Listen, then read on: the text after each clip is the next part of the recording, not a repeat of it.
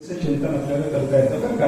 याच अभंगासारखा श्लोक आहे. तर मला श्लोक सगळा उपस्थित झाला नाही, पण सर्व तीर्थात वरिष्ठ तीर्थ, सर्व क्षेत्रात वरिष्ठ क्षेत्र, सर्व संतात मोठा संत आणि सर्व देवा म्हणजे मोठा देव, देवादिदेव ज्याला म्हणता येईल अशा पद्धतीसाठी हे सगळं एक स्थानबद्धतेनं आम्हाला सांगा.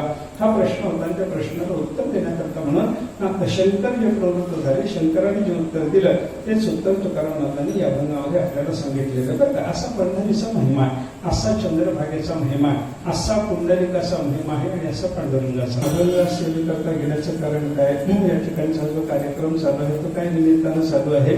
आमच्या हरिभक्तीपरायण कृष्ण महाराजांच्या आई वडिलांनी चारधाम तीर्थयात्रा केली. सगळी तीर्थयात्रा करून ते इथे आले.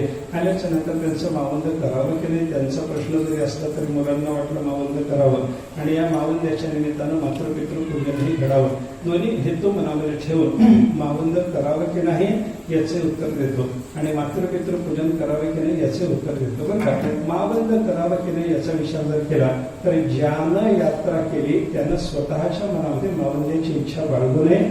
हे तुमचे बरोबर आहे आणि तुमच्याकरता हे मावंद घातलं पाहिजे हे यांचे बरोबर. हा मावंद शब्द तरी असला तरी तो संस्कृतामध्ये मुळात मा वद असा आहे बरं का. बोलू नको, जे काही यात्रा वगैरे पुण्य करून आलेलं आहेस ते बोलू नको असं त्या मा वद शब्दाचा अर्थ आपल्याला पाहायला सापडतो बरं का. कारण असं आहे, धर्मशास्त्र असं सांगतं आपण पुण्य किंवा पाप जे काही केलेलं आहे ते जगासमोर बोलून दाखवू नये. कारण काय ते घडतं असा विचार आहे बरं का. पाप बोलून दाखवलं तर पापही घडतं आणि पुण्य बोलून दाखवलं तर पुण्य घडतं. आपलं पाप घटावं असं वाटत असेल तर पाप बोलावं, आपलं पुण्य घटावं असं वाटत असेल त्या माणसानं पुण्य बोलावं असा विचार बरं का. पण पुण्य घडतो नाही असं वाटत जर असेल, आपला जो असेल सत्कर्माचा भाग. आमच्या चॅनल संत महिमाला सबस्क्राईब करून नोटिफिकेशन बेल दाबायला विसरू नका.